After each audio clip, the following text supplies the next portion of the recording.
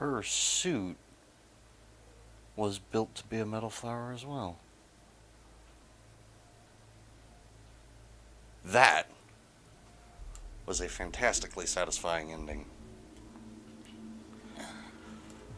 I'm a little bit disappointed that there wasn't something, bigger than Deathbringer. Like, we didn't get to take on one of the Horus units. But, can't always have everything. I still feel like that would have been awesome. Just fighting a Horus unit on top of that thing. It was just like, oh my god. That would have been great. That would have been like the end of Dead Space.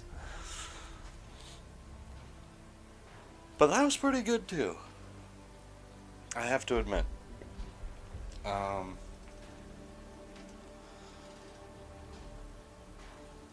I'm curious as to whether or not it'll give me the usual go play in the sandbox now option. But I like that. That was a very well done game in pretty much every regard, honestly.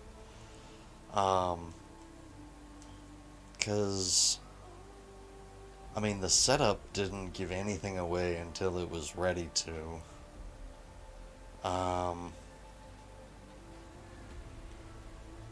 There were clues, though. Like, looking back, you look at the Corruptor, and the Corruptor has a very blatantly different, design process behind it, as opposed to all of the other machines you come across up to that point. And it's also just it's just that, military gunmetal grayish black color that just kind of screams military hardware. Whereas all of the animal machines are,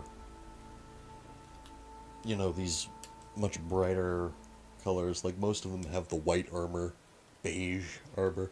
Oh, excuse me. Beigeish white armor. And then, of course, they've got various colors in them, but, the Corruptor is just this dark, ugly thing that is very blatantly designed for different purposes.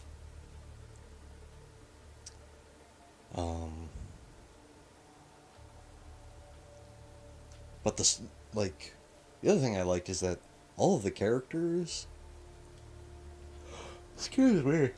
Oh, my brain is trying to go through everything that we've experienced through this game now. But all the characters were memorable. And not memorable just because they were nice, but memorable because they fit their role well. Helis was a good bad guy. Zaid was a very good, hidden bad guy, for lack of a better term. Resh was not really a bad guy, just kind of a jackass. But he fit the archetype well. And he wasn't like the, I will bring down my house for the rules kind of jackass either. It's no, it's alright, fine. You exist and I have to live with that, but I'm gonna do my job whether you're here or not. Which I can respect, at least. Oh. Where it's okay, I don't like the circumstances that are surrounding me having to do this job, but I'm gonna do this job.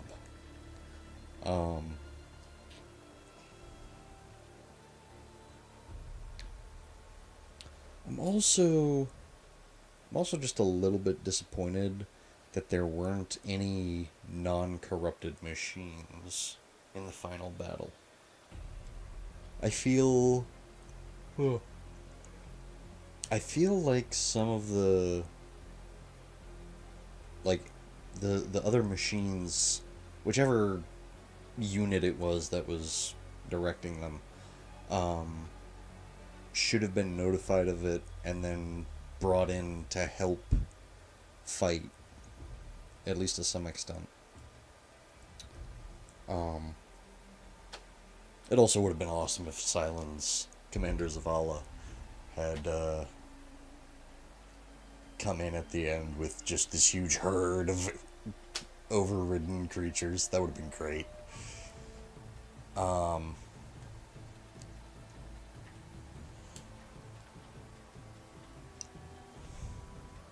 then, of course, the story itself is like, okay, all of the pieces fit, but we didn't find the pieces we weren't supposed to until we were supposed to find them.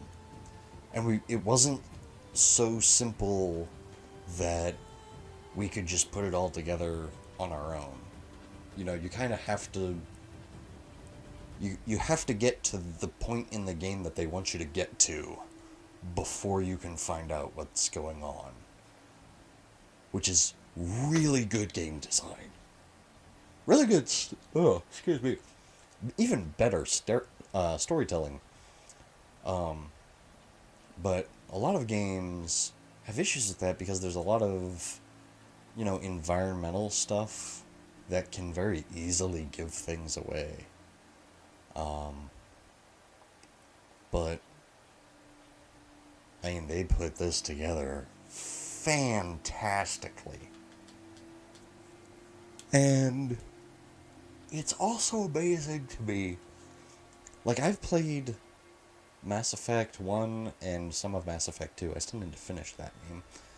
I still need to finish that trilogy, but, like, all of the dialogue in this game is far superior to what was in that game, or what was in Fallout 4, or what was in, the Elder Scrolls games.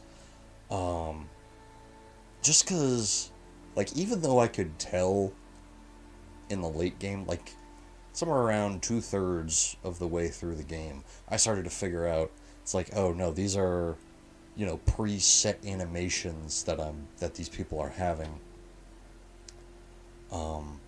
The preset animations are natural enough, and they are used effectively enough, and also in the appropriate situations, so that it looks much more natural, you know. And it also helps that everyone just doesn't just have, you know, dead fish eyes. But that's a whole nother thing entirely.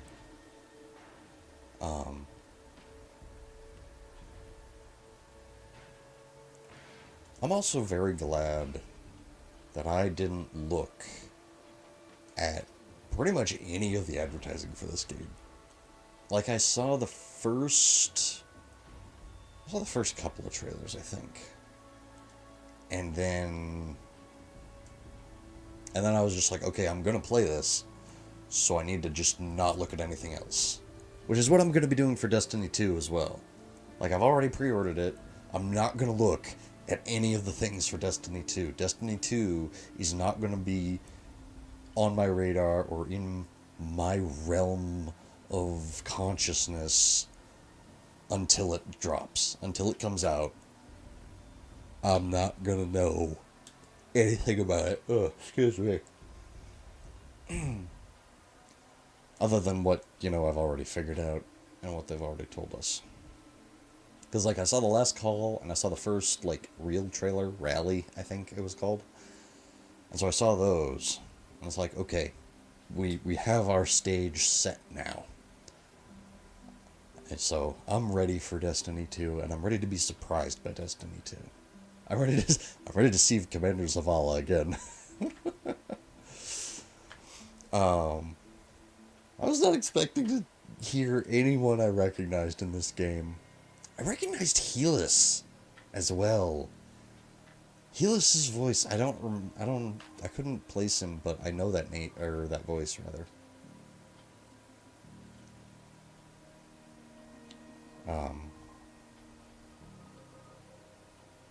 Okay, we're into the babies, so that means we're near the end of the credits.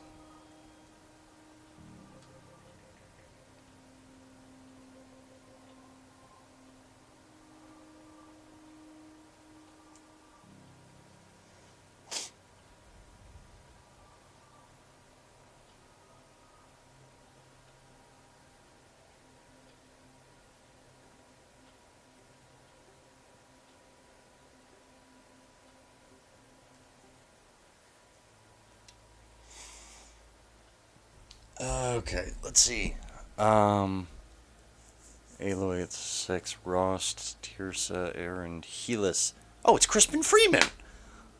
It's Alucard. he was in, he's in Destiny too. He does the human male voice. The human male player character voice. He seems to be getting into the video game voice acting gig quite well. Epilogue. Oh no. What is this? What are you idiots doing?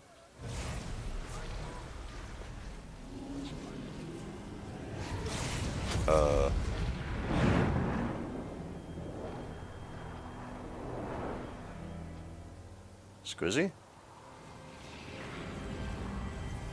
Silence.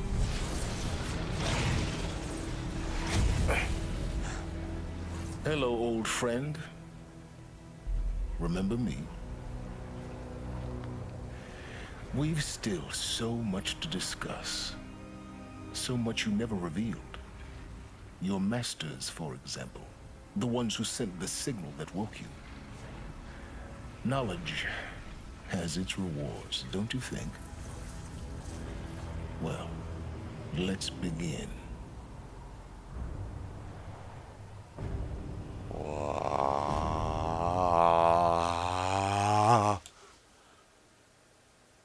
Silence, you son of a bitch.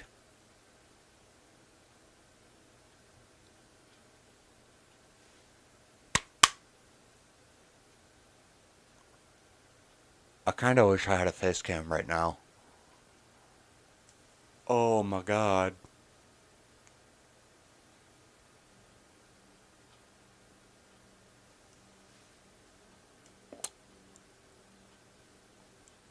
Well then.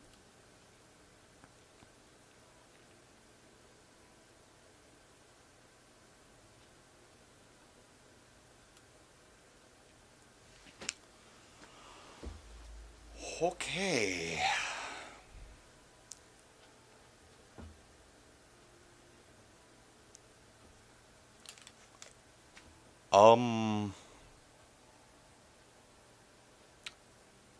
I did not see that coming.